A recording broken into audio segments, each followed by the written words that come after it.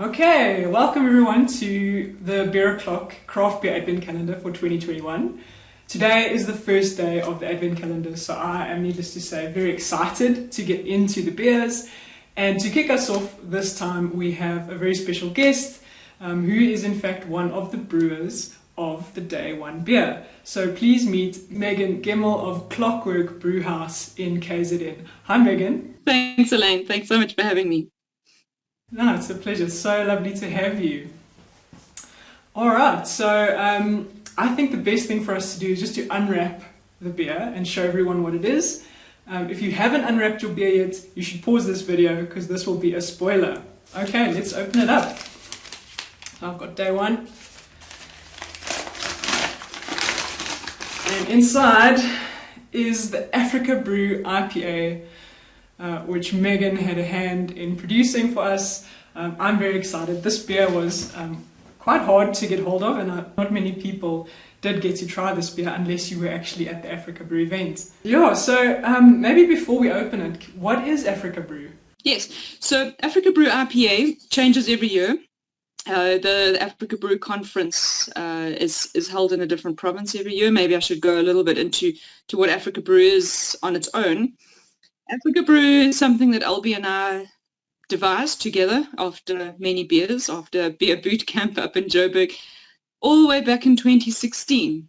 We decided that we both loved attending beer events, whether it was festivals or conferences, but we couldn't always attend all of them because we couldn't afford to travel to the different provinces. So we thought, why not have a beer festival conference that travels to different provinces every year to give everyone else an opportunity to attend. So yes, the first one was in 2016. So this year was our sixth one. And what we ask for is that the host brewery each year will make an IPA, and it's the same base recipe, so same base ingredients, one of which is sorghum. We always insist that they use a percentage, about a 7 or 8% of sorghum, being an African grain. And then they need to do something interesting themselves. So each brewery over the past 6 years has done something interesting, which is awesome, and completely different as well. And they often use ingredients from the local area, which is fantastic. And this year, because there's 3 breweries on one site, we decided, well, we're going to have 3 interesting ingredients included in this recipe. So our recipe list was very long. So Dion added citrus zest. He did an orange extract that we added. I decided to do an elderflower extract as well because it's a common ingredient in one of my beers. And Trevor decided to throw in some marulas. So the marulas add, well, we will taste it in a minute, but a lovely juiciness. So yeah, that was Africa Brew for this year. So yeah, it's one of those beers that's a once-off brew. So if you haven't got it now in your Advent calendar, I don't know if you're going to get it again. That's great. So yeah, there are the 3 brewery logos are actually on the bottle. So it's Dion from Doctrine, yourself from Clockwork, and Trevor from 1,000 Hills. Oh, fantastic. Okay, so should we open it up? Yes. Okay, fantastic. Cool.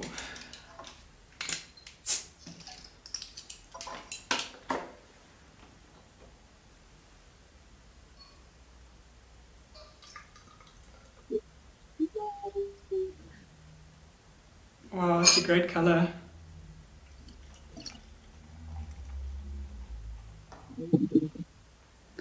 And the Africa Brew glass. Oh yeah, there we go.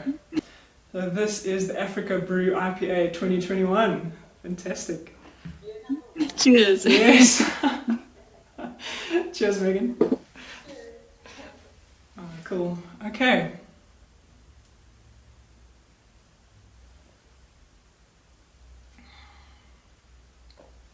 Wow. I actually do get the marula.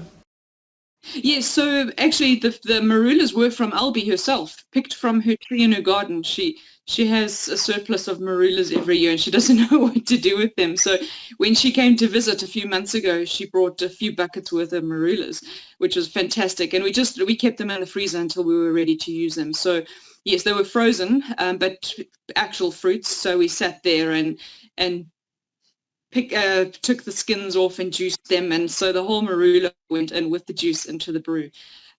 So we put the marulas in at about 65 degrees and into whirlpool, just because there's a lot of wild yeast on the fruit, so we didn't want the wild yeast to get into the actual main fermentation. So by putting it in at about 65 degrees, it meant any of the wild yeasts and bacteria that might have been on the fruit, they died. So yeah, it was put into the brew. Yeah, good thinking. That's amazing. It's actually quite an interesting flavour in the beer. Makes it really lovely and juicy. Also getting some of that orange zest is also quite apparent at the end of that taste. Yes, and I tasted the IPA before we added the citrus zest, and as it stood on its own, it was really nice. But I found that the finish was quite sweet because it's a 6.5% beer. That adds to the sweetness, and then after adding the citrus zest, the orange zest, it almost added a dryness in the finish. It lifted all the aromatics as a freshness, and then dried out the finish. So that addition was actually a good move from our part. It just seemed to tie everything together quite nicely. Yeah, and so what's interesting to me is that as I'm drinking this beer, I can't tell that it's 6.5%. It's a dangerous beer. And the other thing on the label, it actually says that it's 49 IBU, but I don't really get a sense of that either. No, so I think because of the 6.5%, it does add a bit of a sweetness. So often when you have bigger or higher alcohol beers, you need to up the IBUs as well, or up the bitterness, just to balance out that sweetness from the alcohol.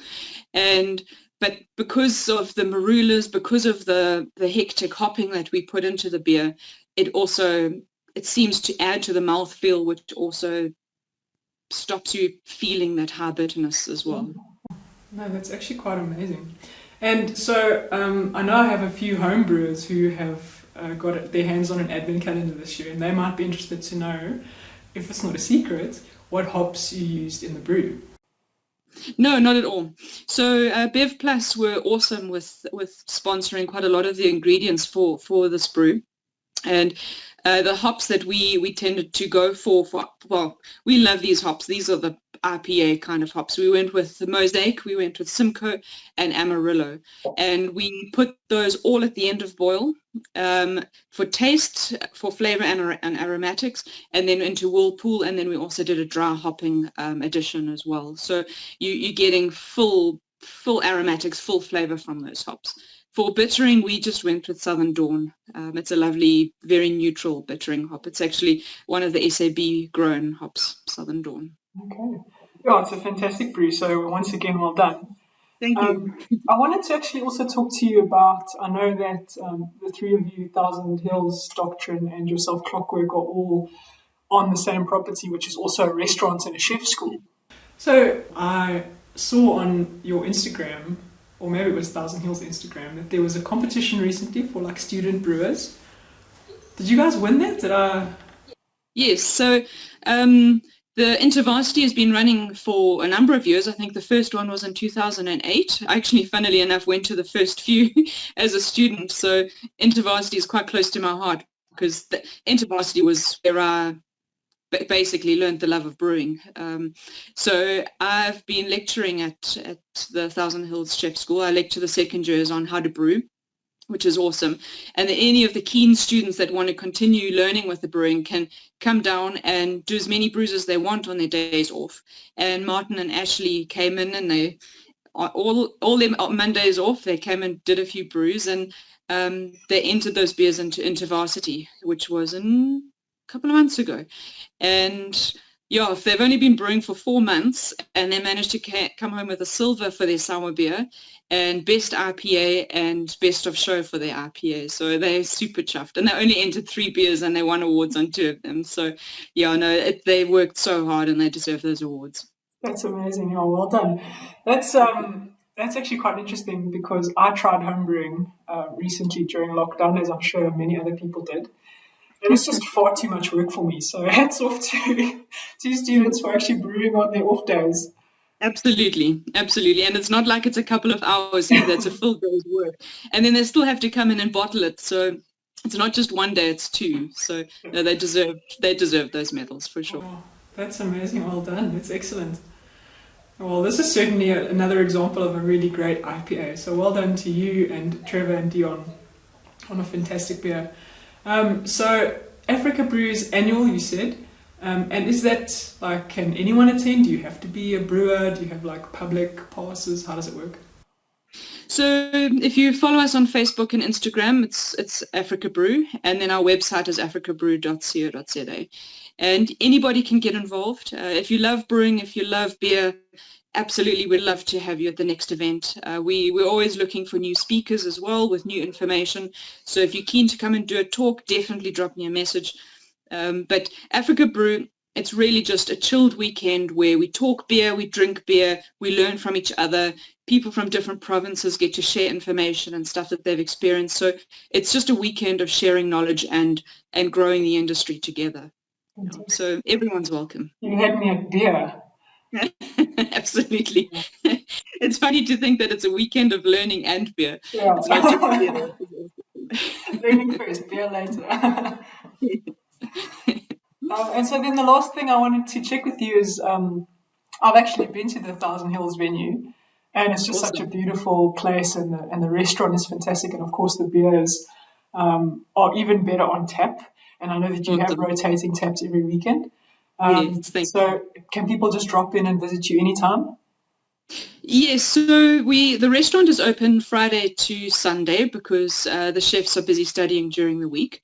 And they do also have vacs, so they do take vacations between terms. So if you do want to come and visit us, just maybe double check that we are open before you pop in.